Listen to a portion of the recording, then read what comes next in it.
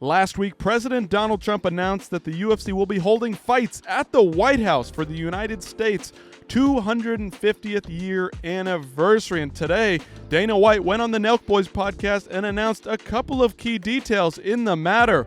Will this be happening, or is this all some kind of weird scheme? We'll just have to find out. Take a listen to what Dana White had to say, because they're allegedly going to be putting on one hell of a fight card.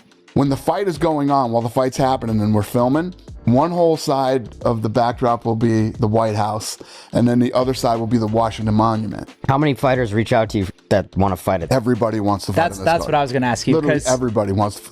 Everybody. We will absolutely, positively put on the baddest card of all time. So McGregor hasn't been in a while.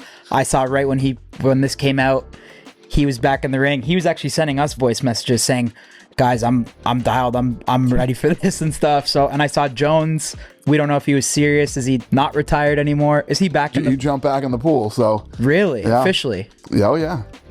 All allegedly. The entire event is allegedly happening. Of course, they're talking about pitching this thing to President Trump, of course. Will this happen? That's the question. You guys let me know in the comments down below, because this is getting more and more skeptical as we continue to hear more details. But maybe they'll work it out. Maybe they'll make this thing happen. John Jones, Conor McGregor, are you interested in this? I mean, this would be a big night if it even comes to fruition. Tom Aspinall versus John Jones, that would be the huge fight that we're all looking forward to. Dana White wants that fight to happen. But what else is really going on here? He was going to make that announcement? No.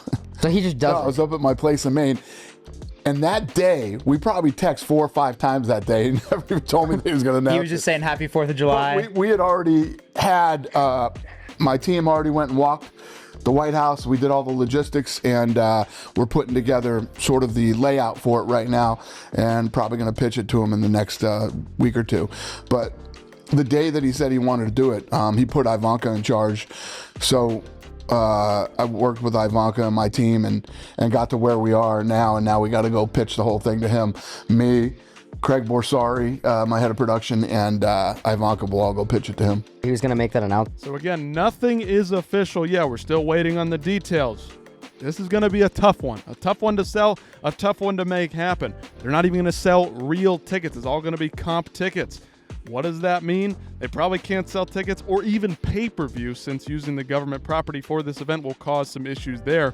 This would be perfect for the Netflix deal. Of course, that is the leading contender right here. Netflix potentially getting a couple of big events per year if they're going to be splitting it up. We'll have to wait and see until the UFC announces their rights deal. What's going on with splitting up the media rights deal? And of course, Fight Oracle, my guy, pointing out this, that it leads him to believe, and others, that the taxpayers are willing to write a check for the event and that we've wasted more money on less things. What do you guys have to think about this? Let me know in the comments down below. Some of the biggest and baddest fights you could ever put together, the baddest fight card of all time, could be going down on the White House property. This is huge news, again, if this even happens. Let me know again what you think about this in the comments down below, and I'll see you next time.